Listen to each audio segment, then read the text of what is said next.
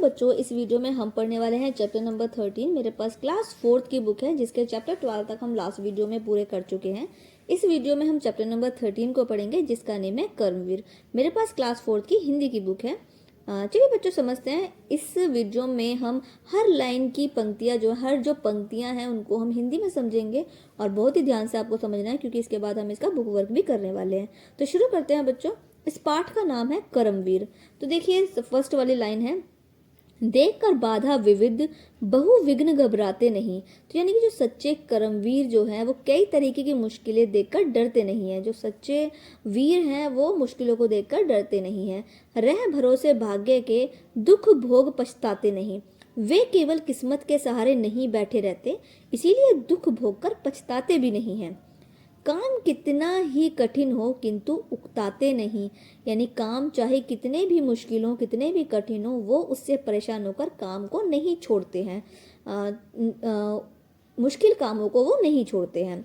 भीड़ में चंचल बने जो वीर दिखलाते नहीं। यानी जो लोग भीड़ में केवल दिखावा करते हैं वे सच्चे वीर नहीं होते। हो गए एक आन में उनके बुरे दिन भी भले। तो इसका मतलब है उनके कठिन दिन भी जल्दी अच्छे दिनों में बदल जाते हैं। जो वीर होते हैं, जो कर्मवीर होते हैं, जो काम करने जो कठिन कठिन काम करते हैं, तो उनके जो मुश्किल वाले दिन हैं वो भी जल्दी अच्छे दिनों में बदल जाते हैं। सब जगह सब काल में वे ही मिले फूले फले। ऐसे लोग हर जगह और हर समय सफल रहते हैं।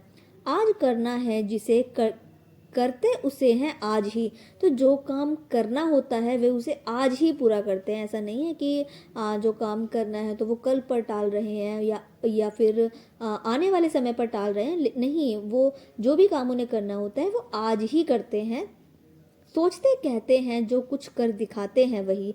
वे केवल सोचते या बोलते ही नहीं है बल्कि काम को करके दिखाते हैं। मानते जो कि हैं, सुनते सदा सबकी कहीं। वे सबकी बात ध्यान से सुनते हैं और सम्मान करते हैं। जो मदद करते हैं अपनी इस जगत में आप ही, वे अपनी मेहनत से स्वयं आगे बढ़ते हैं।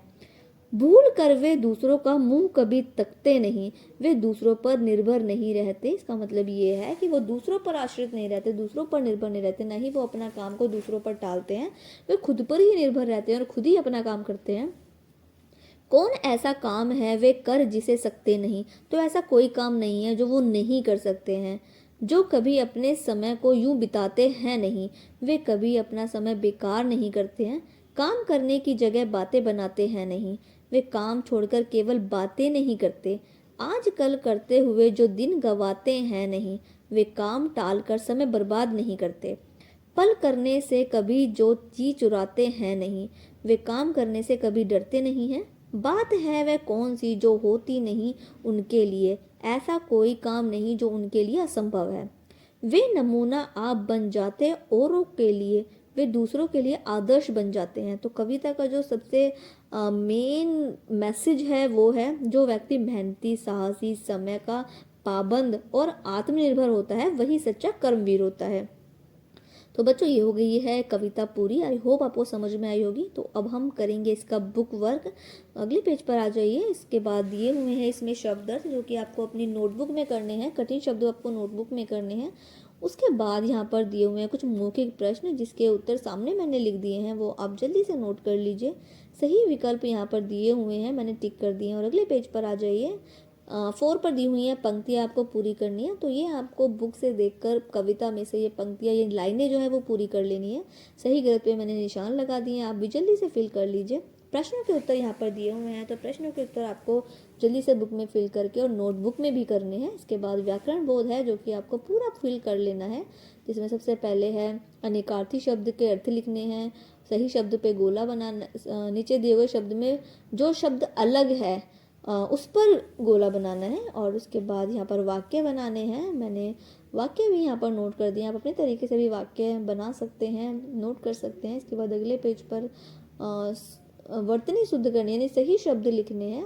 और उसके बाद अर्थ समझकर वाक्य बनाने हैं, शब्दों के अर्थ समझकर वाक्य बनाने हैं। तो ये मैंने यहाँ पर नोट कर दिए हैं।